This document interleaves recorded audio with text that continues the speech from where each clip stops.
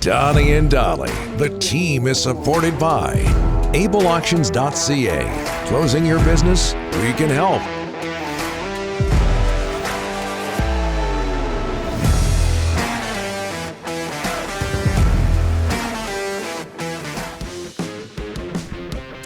Thursday, always a bad traffic day in Vancouver. Ever notice that? Thursdays are always bad traffic. Well, you're bang on. I had a tough time. Yeah.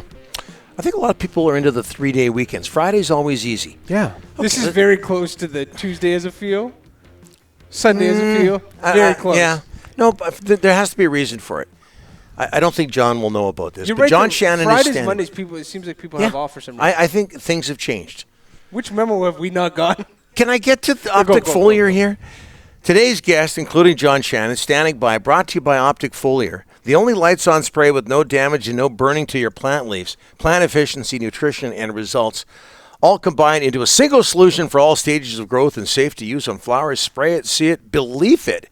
That's Optic Foliar. Visit this made in BC company online at opticfoliar.ca. More on Vancouver traffic patterns in the days to come. But right now, talk about made in BC. We bring in NHL Analyst, the co-host of the Bob McCown podcast, John Shannon. How are you, sir? Great, boys. Where I grew up in BC, 3 cars was a traffic jam. So. Yes. Beautiful Oliver. We didn't get a traffic light until I was in my 20s. Really? Wow. For the record. Now I think there's 2. Sure, but there's a lot of people in Vancouver who would love to live in Oliver. It's outstanding. Beautiful. There's a couple of guys in Toronto that I want to live there too. Well, yeah, sure. Some members of the Maple Leafs. What happened last night? 5-1 loss to Buffalo, and they were booed off the ice. Have I got that right, John? Yeah, hard to imagine that a team that's going to have as many wins as they do is. Everybody's just nervous, guys. Yeah. Everybody, this is a classic case of you can have as great a regular season as possible, but if you can't win the first round of the playoffs, and it's almost preordained, they're going to play a team from Florida in the first round, either the Panthers or the Lightning, and that's going to be scary because both of those teams, quite frankly, are better. Yeah, and you tweeted out playoff matchups the other day. How do you think the Leafs would do in a playoff series? The Leafs, as they stand now, we don't know what's going to happen before the deadline, but as they stand right now, how would they do in a first-round series against Florida, against Tampa Bay? Oh, they'd lose. Yeah. And I think that's the everybody's walking around Southern Ontario with a cloud over their head saying, well, what are we doing here? We have to be better. I mean, the goaltending that was so good at the beginning of the season with Jack Campbell has fallen off the face of the earth. And to rub salt in the wound, Freddie Anderson has become one of the best goalies in the game in Carolina. So now there was no way Anderson was going to stay here. It was not going to happen. So from that perspective, Mrazek and Campbell have now, particularly the last 20 games, have not been able to do the job. So what happens between now and the deadline, John, for the Leafs? Well, they, I if I had that answer, I'd probably be working with Kyle.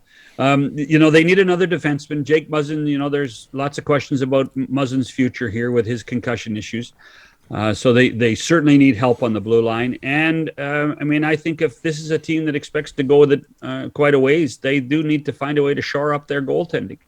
And just as an aside, remember Jack Campbell, who's in the last year of his deal, actually turned down a pretty good offer from the Leafs at the beginning of the season.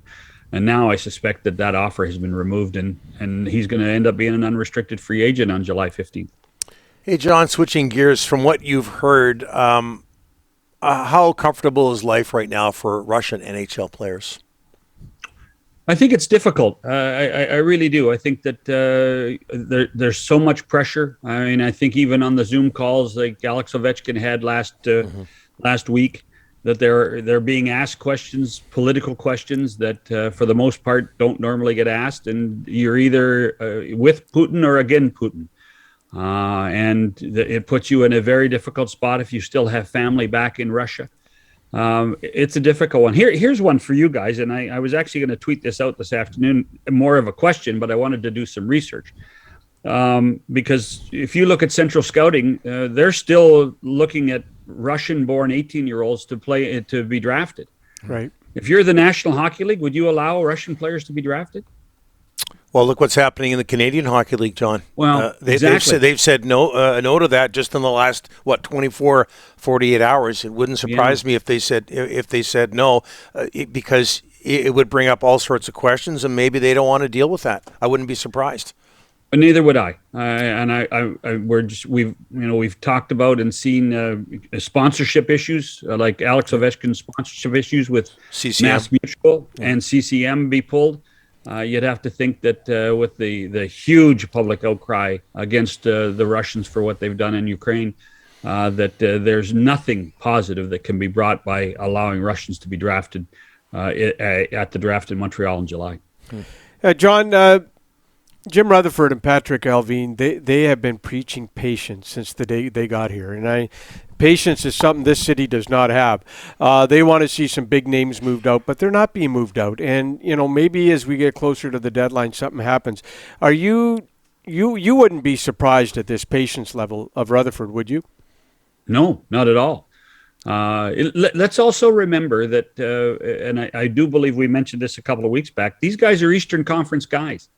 The amount of knowledge that they have about this roster and these players and how they play the game is rather limited to one trip for the Canucks to Pittsburgh or Carolina every year. So from that perspective, I think that they are in full evaluation of what's going on. But at the same time, this team has played well. This team is doing things that I think that not even Patrick and Jim expected them to do with Bruce behind the bench. We talked a month ago about I just don't see them being able to trade JT Miller. I just don't. Yeah, that's it. It doesn't make any sense. There was every team in the East at the Canuck Ranger game on Sunday night at the Garden looking for 2 or 3 players on that team. The same teams were at the Canuck game against the Devils, trying to figure out who would be available. But a lot of them walked out of the building saying, well, hold on, if the Canucks are still going to be in that playoff hunt, I'm not sure who's going to be able to be available in that situation. I do think that Brock Besser is probably at the top of the list still, in my opinion. And to a much smaller extent, Yara Halak, although his game in New Jersey did not do anything to help his case at all. Are you saying Halak because you think he would waive, John? Or are you saying Halak, you do think he'll waive? Yeah. I mean, you have to be wanted.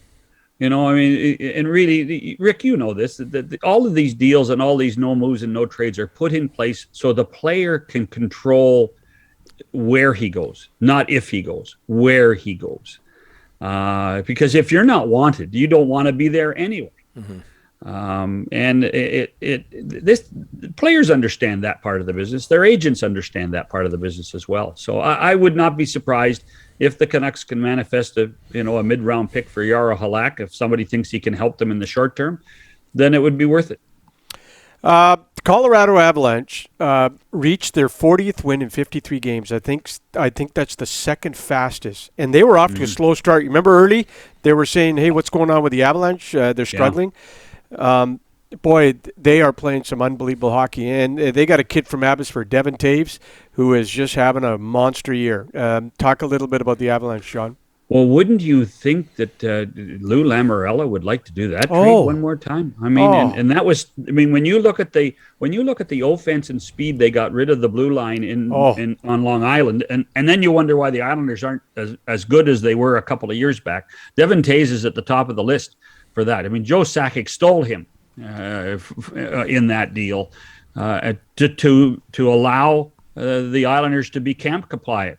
So from that perspective, Taves has done a marvelous job. And when you think that you got Taves on one pair and you got Makar on the other, they are a dynamo right now. In my opinion, they're the best team in hockey at this point. Yep. And a lot of it has to do with the improving play of Darcy Kemper. It all goes to goaltending all the time.